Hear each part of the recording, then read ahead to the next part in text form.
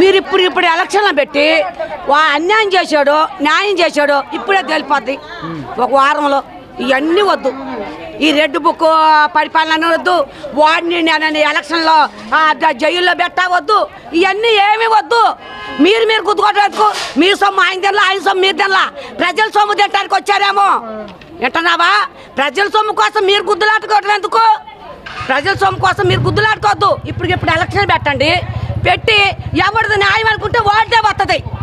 అది ఒక్కలుగా సింగల్గా వచ్చి ఒక్కళ్ళు పెట్టండి, గుంపుగా రావద్దు. ఒక్కళ్ళ సింగల్గా వచ్చి ఎలక్షన్ పెట్టండి. అది 3 పార్టీలు కలిసి రాష్ట్రం అభివృద్ధి చెందింది. అందుకోసం రాష్ట్రం అభివృద్ధి చెందడం కాదు, రాష్ట్రం పాడి కట్టుకుని వెళ్తుంది అన్నమాట. ఆ పోలీసు వాళ్ళు ఏమన్నా న్యాయంగా డ్యూటీ చేస్తున్నాను, మీరు వైసీపీకి తొత్తులు పోయారని నన్ను అడిగారు వాళ్ళని.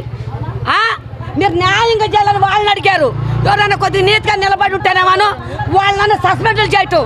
వాళ్ళు ఏం చేయగలుగుతారు చెప్పు?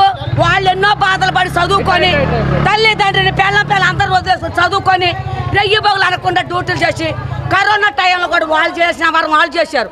వాళ్ళని అంటారు అంత తప్పుడు ఎవరంగా కాదు, న్యాయబద్ధంగా రండి ఎవడైనా కానీ. కరోనా టైంలో 3 సంవత్సరాలు కరోనాకి రికార్డు సృష్టించాడు. అది గొప్పతనం.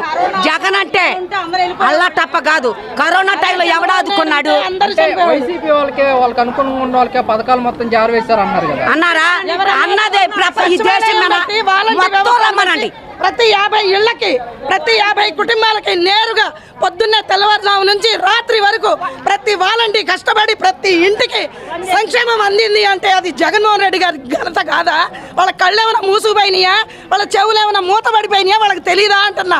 ఇవాళ అదే జగన్మోహన్ రెడ్డి గారి లాగా మీరు పాలన చేయండి, మీరు చేయండి. అదే మీరు ఏదైతే వాగ్దానం ఇచ్చారో అదే వాగ్దానంలాగా మీరు హామీలు ఇవ్వండి.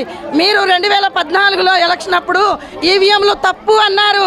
మరి మేమందరం ప్రశ్నిస్తా ఉన్నాం, అవి కరెక్టే అని మీరు ఎందుకు చెప్పలేకపోతున్నారు చంద్రబాబు నాయుడు గారు అని మేము అడుగుతా ఉన్నాం. ఇవాళ ఈ కృష్ణా జిల్లా, ఇవాళ మన ఏపీలో 13 జిల్లాల మహిళలందరం కూడా మేము డిమాండ్ చేస్తా ఉన్నాం, నువ్వు బయటికి రా, నువ్వు మొన్నెందుకు నోరిప్పలేదని అడుగుతా ఉన్నాం. ఇది కరెక్ట్ కాదు. నీ ఆత్మసాక్షిని అడుగు. ఏం అబద్ధం చెప్పావు, ఏం మోసాలు చెప్పావు, ఎన్ని అబద్ధాలు హామీలు ఇచ్చావో నువ్వు ఒక్కసారి ఆలోచించుకొని.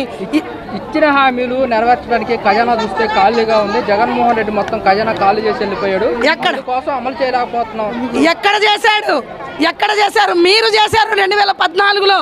2014 నుంచి 19 వరకు ఖజానా ఖాళీ చేసి మా జగన్మోహన్ రెడ్డి గారికి ఇస్తే, అయినా సరే అంత కష్టాల్లో ఉన్నా కూడా ప్రతి మహిళకు చెప్పిన హామీ చెప్పినట్టు కూచా తప్పకుండా నెరవేర్చిన, చెప్పినవి కాకుండా చెప్పని కూడా నెరవేర్చిన వ్యక్తి ఎవరైనా ఉన్నారు అంటే అది ఒక జగన్మోహన్ రెడ్డి గారికే సాధ్యమైంది.